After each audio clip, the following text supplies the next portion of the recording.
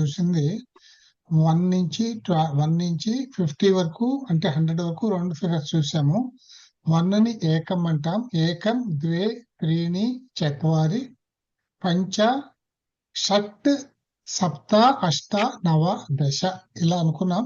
తర్వాత ఏకాదశ, ద్వాదశ, త్రయోదశ, చతుర్దశ, పంచదశ, షోడశ, సప్తదశ, అష్టాదశ. ఈ అష్టా వచ్చినప్పుడు మాత్రం అష్టదశ అనకుండా దీర్ఘం పెట్టాలి అనుకున్నాము. అష్టాదశ, నవదశ, వింశతి. వింశతి అంటే 20. నవదశ అంటే 10+9. ఎప్పుడు కూడా మనం ఓవర్ 10 ఎంత ఉంటుందో దాన్ని లెఫ్ట్ సైడ్ రాస్తాం. తెలుగులో మనం రైట్ సైడ్ రాస్తాం 18, 17, 16 అని. ఇక్కడ ముందు రాస్తాం అన్నమాట. అందుకని ఇక్కడ అంటే అలా రాసినందువల్ల మనకది నవదశ అంటే 19 అవుతుంది.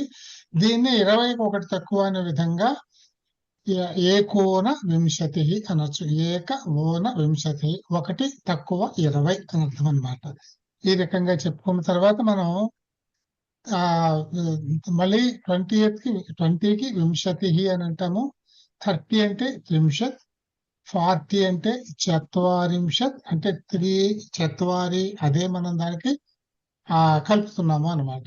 పంచాశత్, షష్ఠి, సప్తతి, షష్ఠి తర్వాత 60, సప్తతి 70, తర్వాత అశీతి 80, నవతి 90, శతం 100. ఇవి మనం నేర్చుకున్నది.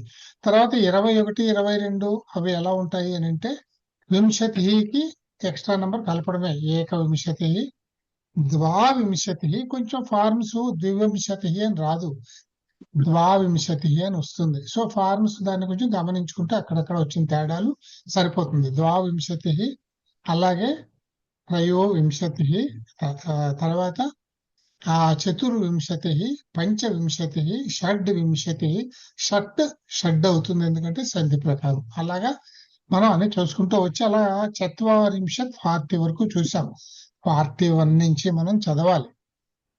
ఏకచత్వారింశత్ 41, ద్విచత్వారింశత్ 42, త్రిచత్వారింశత్ 43, చతుశ్చత్వారింశత్ 44, పంచచత్వారింశత్ 45, షడ్చత్వారింశత్ 46, సార్ అది 46 కి షట్చత్వారింశత్ 46, సప్తచత్వారింశత్ 47, అష్టచత్వారింశత్ 48. ఇక్కడ 48 ఇక్కడ ఒక నిమిషం, ఇక్కడ 48కి ఎందుకు మీకు చూపించాడో అర్థమైందా? ఇవన్నీ డాష్లు పెట్టాడు, మిమ్మల్ని చెప్పండి ఇక్కడ ఎందుకు చూపించాడు? అష్టకి వచ్చినప్పుడు మనం దీర్ఘం పెట్టాలి అనుకున్నాం. వీటిలాగా పంచ, షట్, సప్త అని కాకుండా అష్ట అని పెట్టాలి అనుకున్నాం. కానీ ఇక్కడ చూడండి, ఇక్కడ రాలేదు అది. అందుకని విశేషమైన రూపం కనుక ఇక్కడ మనకి చూపించాడు. అష్ట చత్వారింశత్ అనకూడదు. ఇక్కడ ఏమంటాం మనం? ఇక్కడ అష్ట 28 ఏమంటాం? అష్టావింశతి. అక్కడ అష్ట అంటాం. అలాగే 38 ఏమంటాం? అష్టాత్రింశత్ అంటాం. 38. ఇక్కడికి వచ్చేప్పుడు అష్టాచత్వారింశత్ అనం, అష్టచత్వారింశత్ 48 అందుకని చూపించాడు అనమాట. అది అలా గుర్తుపెట్టుకోవాలి. ఎస్. తర్వాత నవచత్వారింశత్ 49, లేకపోతే ఏకోన పంచాశత్. ఏదైనా కానీ ఈ నంబర్ ని మనం ఇందులో నుంచి 1 తక్కువ అని చెప్పడానికి ఏక ఓన 50 అంటే ఏక ఓన పంచాశత్ ఈజ్ 49. ఏకోన పంచాశత్. ఓకే, రైట్, బాగుంది. పంచాశత్ 50, ఏక పంచాశత్ 51, ద్విపంచాశత్ 52, త్రిపంచాశత్ 53, చతుఃపంచాశత్ 54. ఇక్కడ చూడండి, చతుః పంచాశత్. ఇక్కడ చతుహుగానే ఉంది. ఇక్కడ మనం దాన్ని ఏమి మార్పు చేయలేదు. అటువంటిప్పుడు ఎలా పలకాలి? ఈ తర్వాత పావుంది కనుక చతుః పంచాశత్ అనకూడదు, చతుః పంచాశత్ ఉఫ్ అని పలకాలి. అంటే ఇది ఏమవుతుంది అనుకున్నాను? ఉపధ్మానీయం కింద పలకాలి. తర్వాత పావుంది కనుక చతుః పంచాశత్ అని పలికితే బాగుంటుంది. దీన్ని యాక్చువల్ గా చెప్పాలంటే చతుష్పంచాశత్ అనొచ్చు, లేదు చతుష్పంచాశత్, ఇది శాకారం కూడా చెయ్యొచ్చు, అది కూడా ఉంది ఫార్మ్, సంధి కూడా చెయ్యొచ్చు. సో చతుష్పంచాశత్ 54. తర్వాత చతుఃపంచాశత్ 54, పంచపంచాశత్ 55, షట్పంచాశత్ 56, సప్తపంచాశత్ 57, అష్టపంచాశత్ 58, నవపంచాశత్ 59, ఆర్ ఏకోనషష్టి. 58కి ఏంటి సార్? అష్టా వస్తుందా, అష్టపంచాశత్ వస్తుందా? 58 అష్టపంచాశత్ 59, నవపంచాశత్ ఆర్ ఏకోనషష్టి. 59, 59, షష్టి 60. ఇవి కొన్ని మనం స్కిప్ చేద్దాం, మీరు హోంవర్క్ చేసేయండి, మీకు అర్థమైపోతుంది. ఇంకా ఏక ద్వి కలుపుకోవడం. ఇప్పుడు ఏకషష్ఠి, ద్విషష్ఠి, త్రిషష్ఠి, ఇవే మనకి జనరల్ ఫార్మ్స్ అయిపోయాయి అన్నమాట. ఇక్కడ చూడండి, అశీతి వచ్చినప్పుడు ఇప్పుడు ఏక కలిపాము. ఏకా ప్లస్ అశీతి ఏమవుతుంది? సవర్ణ దీర్ఘ సంధి. ఏకాశీతి అవుతుంది. ఇందాక నుంచి మనం వన్నే కలుపుకొని వస్తున్నాం. ఇప్పుడు ఏకషష్ఠి, ఏక సప్తతి అని. ఇక్కడ ఏకా అని అది ప్రత్యేకంగా ఏమొచ్చింది కాదు, ఏకనే కలిసింది ఇక్కడ కూడా. ఏక ప్లస్ అశీతి, ఆ ప్లస్ ఆ సవర్ణ దీర్ఘ సంధి అయ్యి ఏకాశీతి అయింది. ఇది సంధి రూపమే తప్ప ఇక్కడ ఏకా కలవలేదు, ఏక మాత్రమే కలిసింది కనుక ఏకాశీతి. ఇక్కడి నుంచి సంధులు వస్తాయి కనుక అశీతి అనే అక్షరాన్ని గుర్తుపెట్టుకోండి, అచ్చుతో ప్రారంభమైంది ఇక్కడ కనుక సంధి చేస్తే మనకి ఏమవుతుంది? ద్వి ప్లస్ అశీతి ఏమవుతుంది?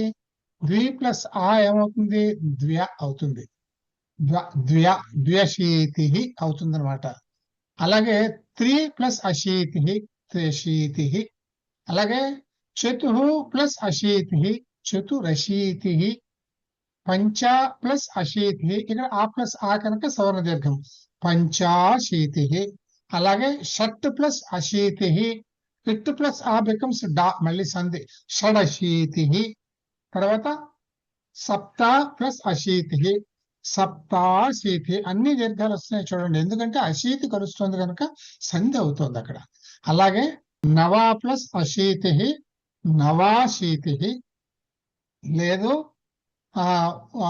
ఏకోన నవతి అని కూడా అనొచ్చు. నవతి అంటే 90, నవాశీతి లేక ఏకోన నవతి అండ్ నవతి అంటే 90. ఇది వచ్చిన తర్వాత మళ్ళీ ఇంకా ప్రాబ్లం ఉండదు. ఇంకా మనకి ఏదైనా హల్తో ప్రారంభమయ్యేదానికి సంధులు చేయడం అంత ఇబ్బంది ఉండదు. ఆ అచ్చుతో ప్రారంభమయ్యేదానికి సంధుల్లో రూపాలు తెలియాలి కొంచెం.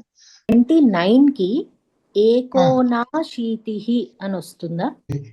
ఏకోన అశీతి, ఏకోనాశీతి ఎలాగైనా అనొచ్చు, పర్వాలేదు. ఆ తర్వాత ఇక్కడ కూడా ఏకనవతి, ద్వినవతి, ఇంకేం మారలే, త్రినవతి, చతుర్నవతి, నవతి, చతుర్నవతి. అలాగే పంచనవతి, ఇక్కడ చూడండి షట్ ప్లస్ నవతి బికమ్స్ షణ్ణవతి. షణ్ణవతి అలా అనలేం కదా మనం, అంచేత షణ్ణవతి, ఇది ఒక సంధి సూత్రం ప్రకారం ఇది వస్తుంది అనమాట. షట్ ప్లస్ నవతి షణ్ణవతి, ఇది ఒకటి గుర్తుపెట్టుకోవాలి. తర్వాత సప్తనవతి, అష్టానవతి, నవనవతి, శతం 100. ఇంతవరకు చాలు మనం నంబర్స్. శతం తర్వాత మీకు ఉదాహరణగా 1-2 చూపిస్తాను, ఎందుకంటే మనం ఇప్పుడు సంవత్సరాలు అవి ఒకళ్ళు చూస్తే కనుక అది కూడా తెలియాలి కనుక. శతం పైన 101 ఉందనుకోండి, ఏం చెప్తాము? ఇది చాలా ఈజీ జనరల్ ఫార్ములా. ఇంకెక్కడి నుంచి మీరు ఎన్ని కోట్ల వరకైనా నంబర్లు చెప్పగలుగుతారు ఈ ఫార్ములా తోటి. శతం అంటే 100, 101 అంటే ఏమవుతుందండి? మనం 101 అంటే 100 అంటే 100ను సూచిస్తుంది, 1 100 పైన 1 101. సో దీన్ని సంస్కృతంలో ఏం చెప్తాము? అదే విధంగా చెప్తాం. 100 పైన 1 అంటే 100 తర్వాత 1, లేదా 100 కంటే అధికం 1, ఈ రకంగా చెప్పొచ్చును కదా. ఈ 2 విధాలుగాను దీన్ని చెప్తాము. అంటే ఏక ఉత్తర శతం అంటే 100 పైన 1, ఉత్తర అంటే తర్వాత అని కదా, పైన 100 తర్వాత 1 అంటే 101. ఏక ఉత్తర శతం, ఏక ఉత్తర సంధి చేసి ఏకోత్తర శతం అని అంటాం అనమాట. ఏకోత్తర శతం. అలాగే దాన్ని ఇంకో రకంగా కూడా చెప్పచ్చు. 100 కంటే 1 ఎక్కువ అంటే ఏక అధిక శతం, ఏకాధిక శతం అని చెప్పొచ్చు. అంచేత 101ని ఏకోత్తర శతం అని చెప్పొచ్చు, ఏకాధిక శతం అని చెప్పొచ్చును. అలాగే 102కి ఏం చెప్తాము? ద్వి ఉత్తర శతం అంటే ద్వియుత్తర, అంటే ద్వియుత్తర అంటే ది కింద వావొత్తి కింద యావత్తు అనమాట, యు ఒత్తు అనమాట.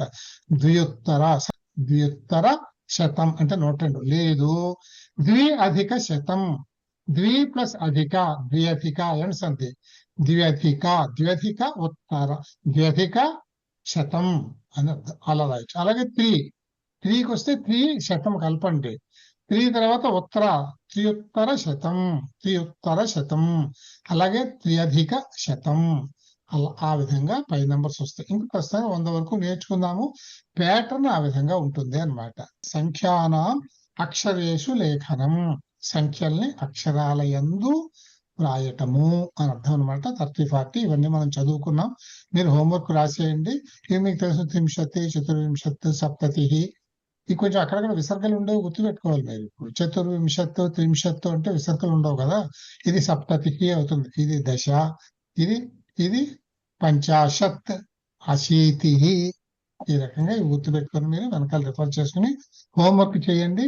అలాగే ఇక్కడ నంబర్స్ ని మా వర్డ్స్ లో రాసాము, ఇక్కడ వర్డ్స్ ఇచ్చాడు, నంబర్స్ లో చెప్పాలి.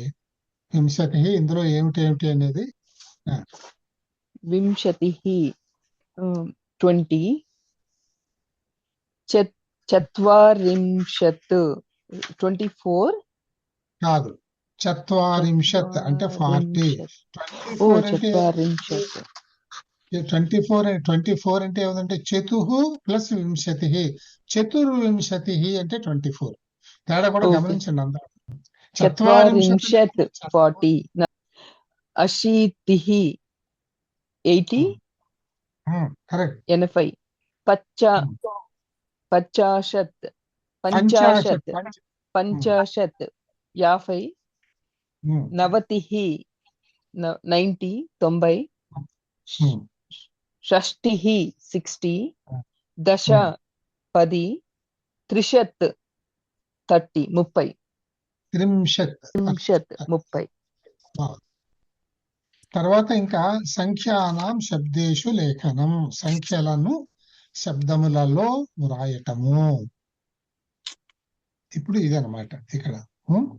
81 అంటే ఏకాశీతి, ఇవన్నీ ద్వి అశీతి, ద్వ్యశీతి అంటే ద్వి ప్లస్ అది సంధి చేస్తున్నాం మనం, ఎన్ సంధి, ద్వ్యశీతి. అలాగే త్రియశీతి, ఇది మీరు వ్రాసేయండి. చతుః అశీతి, చతురశీతి, కరెక్ట్. పంచ అశీతి, పంచలో ఒక అకారం ఉంది, అశీతిలో ముందు అకారం ఉంది, ఆ ప్లస్ ఆ బికమ్స్ ఆ, అది సవర్ణ దీర్ఘ సంధి అంటే పంచాశీతి అవుతుంది అనమాట. అలాగే మనం షడశీతి, షట్ ప్లస్ అశీతి, షడశీతి, సప్తాశీతి, అష్టాశీతి. ఇది మనకి మామూలుగా నవాశీతి లేక ఏకోనవతి అని అర్థం వస్తుంది అనమాట. సో ఈ రకంగా ఈ 91, ఇది కూడా మీరు హోంవర్క్ రాయండి. తర్వాత ఏతాహ సంఖ్యాహ క్రమేణ లిఖంతు అంటే వరుసలో రాయమని. 1, 10, 100, 1000, 10,000, లక్షలు, 10 లక్షలు, కోటి, 10 కోట్లు, 100 కోట్లు, 1000 కోట్లు, ఇంకా అలా అంటాం. వీటికన్నిటికీ పేర్లు ఉన్నాయి మనకి. ఎందుకంటే ఇవన్నీ మీకు ఆ జ్యోతిష శాస్త్రం వచ్చినప్పుడు, సంవత్సరాలు చెప్పాల్సి వచ్చినప్పుడు, అంటే కోటాను కోట్ల సంవత్సరాలు చెప్పాలి కదా, యుగాల ఏజ్ ఎంత, కల్పాల ఏజ్ ఎంత, అవి చెప్పాల్సి వచ్చినప్పుడు వీటన్నిటికీ ప్రత్యేకమైన పేర్లు పెట్టారు. మనకి ఏకం, దశ, శతం, సహస్రం ఇంతవరకు బాగానే తెలుసు మనకి. సహస్రం అంటే 1000, తర్వాత 10,000 10,000 ఇలాగే అంటాం మనం. దీన్ని అయుతం అని అంటారు. అలాగే లక్షని లక్షం అంటారు. ఈ లక్ష అనే మాట ఇంగ్లీష్ లో లేదు, అది అట్లా అన్నమాట. వాళ్ళు 100,000 అంటారు వాళ్ళు, అంతే. లక్ష అనరు కదా. అలాగే 10 లక్షలు అనరు, మిలియన్ అంటారు. అటువంటి కొంచెం భాషలో మార్పులు వచ్చాయి. సో లక్షం అంటే 1 లక్ష, 10 లక్షలు యుతం, 100 లక్షలు అంటే 1 కోటి, కోటి. తర్వాత అక్కడి నుంచి అలాగే 10 టైమ్స్ పెంచుకుంటూ ఉండే కొద్దీ అర్బుదం, వృందం, ఖర్వః, నిఖర్వః, శంఖః, సగరః, అంత్యం, మధ్యం, పరార్థం. ఇది గుర్తుండడానికి ఒక శ్లోకాన్ని ఒకదాన్ని సరదాగా తయారు చేశారు. ఏకం దశి శతం చైవ సహస్రమయుతం తథా లక్షం చ నియతం చైవ కోటి అర్బుదమేదచ. అంటే కోటి అర్బుదం అంటే కోటి అర్బుదం ఏవచ అనే విధంగా ఉన్నాయి అని అర్థం అన్నమాట. అలాగే ఇవన్నీ వరుసలో కలిపి రాసి ఒక శ్లోకం కింద రాశారు. అంటే ఇలా మాటల కింద కంఠతా పెట్టుకునే కంటే ఒక శ్లోకంగా కంఠతా పెట్టుకుంటే ఈజీగా ఉంటుంది కదా అని ఇవన్నీ గుర్తు పెట్టుకునేందుకు ఒక శ్లోకాన్ని ఇచ్చారు. సంఖ్యావాచకేషు లింగ భేద మీకు చెప్పాను.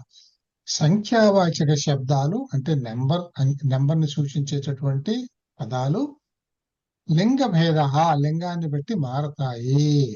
సంఖ్యావాచకేషు అంటే సంఖ్యావాచకములందు లింగ భేదములు అని. ఇప్పుడు ఏకహ ఇది ఏమంటాం మనం? దీన్ని చెప్పండి. చిలక ఏమంటాం? శుకహ. ఏకహ. ఇప్పుడు ఈ శుకహ అన్న ఒక విసర్గం ఉందంటే ఇది పుల్లింగ శబ్దం కనుక ఇక్కడ వీడు ఏకహ అని రాశాడు. ఏకహ శుకహ అని రాశాడు అన్నమాట. అలాగే ద్వౌ ఇది పుల్లింగం. ఇది పుల్లింగం. అశ్వః అశ్వౌ అశ్వాహ కదా, మనకి ద్వివచనంలో అశ్వౌ అంచేత ద్వౌ. అశ్వః అనగానే అశ్వః అశ్వౌ అశ్వాహ.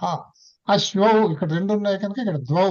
నంబర్ కూడా చూడండి. ద్వి ద్వౌ ఏమవుతుంది? ద్వి ముందరిది ద్వి ద్వౌ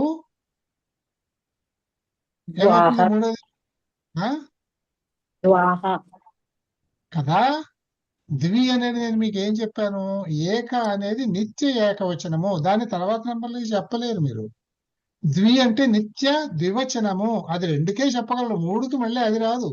త్రయః అని వస్తుంది అంతే కదా. బహువచనంలో ద్వి ఎందుకు వస్తుంది? ఇంకా రెండు కంటే ఎక్కువైతేనే బహువచనం. అంచేత ద్వి అనే దానికి బహువచన రూపం ఉండదు. అది అట్లా తెలుసుకోవాలి మనం. అర్థమైంది కదా ఇది? సో నిత్య ఏకవచనం, నిత్య ద్వివచనం. ఇక బహువచనాలు త్రయః చతుః ఇవన్నీ పంచ షట్ ఇవన్నీ వెళ్తాయి అన్నమాట. అంచేత ఏకః చెప్పండి. శుకః శుకః. ద్వౌ చెప్పండి. ఏకః శుకః ద్వౌ అశ్వౌ త్రయః బాలకాః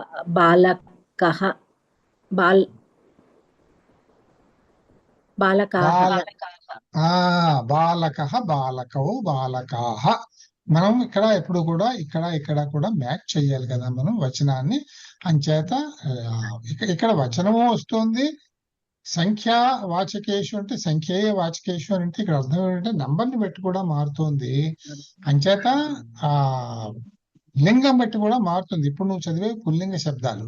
అంచేత బాలకః బాలకౌ బాలకాః త్రయః బాలకాః. చత్వారః వృక్షాః పంచ మయూరాః.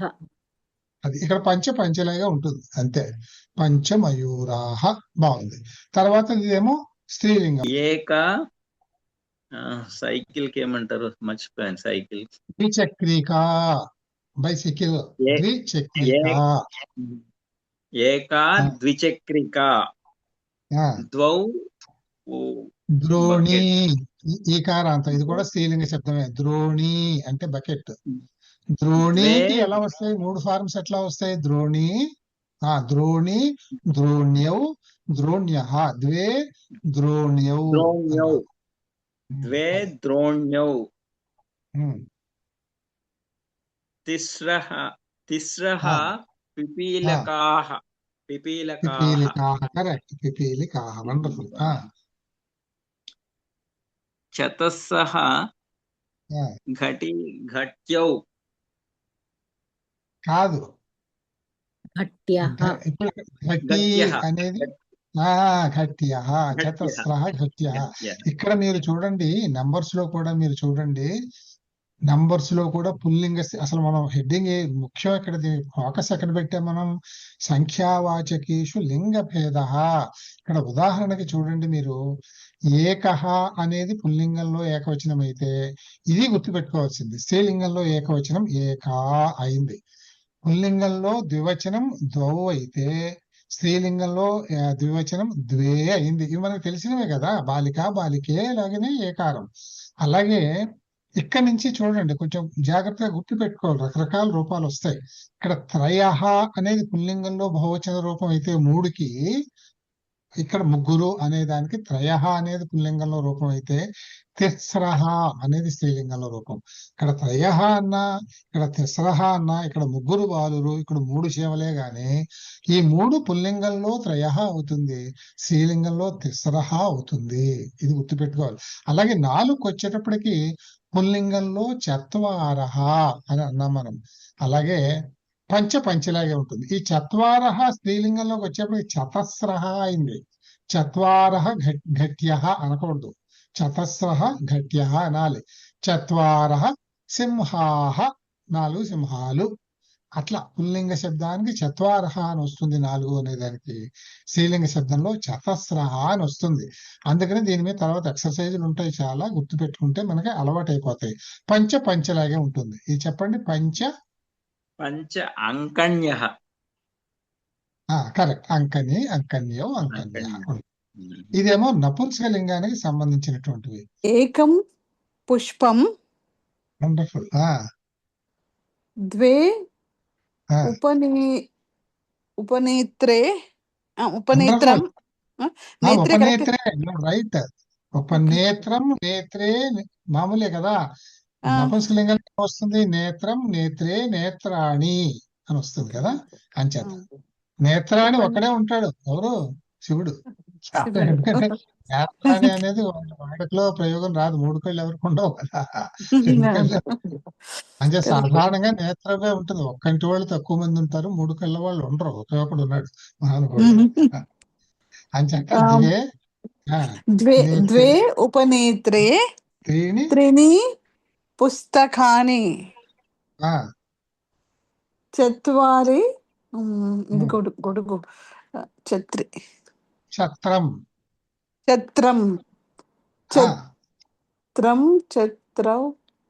చత్రాని కాదు.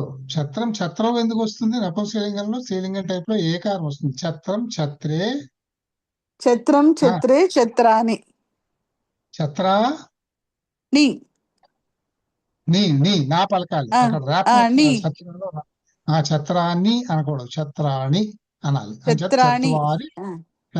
చత్వారి చెప్పు. చత్రాణి కరెక్ట్. పంచ పర్ణాని.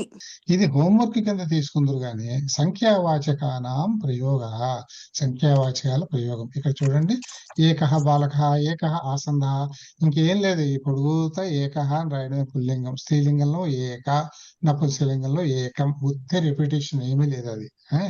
అది మీరు రాసేయవచ్చు.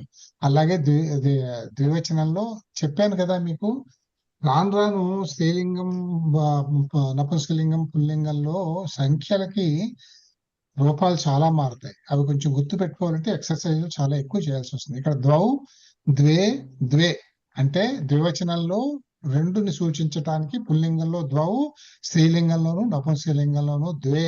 మనం మామూలుగా కూడా నామవాచకాల్లో కూడా బాలిక బాలికే అంటాం, పుష్పం పుష్పే అంటాం. రెండిట్లోనూ ఎలా వస్తాయో అలాగే వస్తాయి అన్నమాట. తర్వాత ఈ విధంగా ఇక్కడ మీకు అన్ని కూడా ద్వివచన శబ్దాలు ఇచ్చాడు. మయూరౌ, ఛాత్రౌ, ఈ విధంగా. తర్వాత ఇక్కడ కూడా సంఖ్యావాచకానాం ప్రయోగ అని ఇక్కడ కూడా ఏం చేశాడంటే పుల్లింగ, స్త్రీలింగ, నపుంసకలింగ శబ్దాలు ఇచ్చాడు. 3కి ఇచ్చాడు. ఇక్కడ నుంచి మీరు చాలా శ్రద్ధగా చెయ్యాలి. ఇది 10 సార్లైనా రాయాలి, లేకపోతే గుర్తుండవు. పుల్లింగంలో బహువచనం చెప్పేప్పుడు 3కి త్రయ, ముగ్గురు బాలురు, 3 బలలు, 3 నెమళ్ళు అన్నప్పుడు త్రయః అలా చెప్పాలి. అదే ముగ్గురు అమ్మాయిలు, 3 నదులు ఇట్లా చెప్పినప్పుడు తిస్రః, త్రయః తిస్రః త్రీణి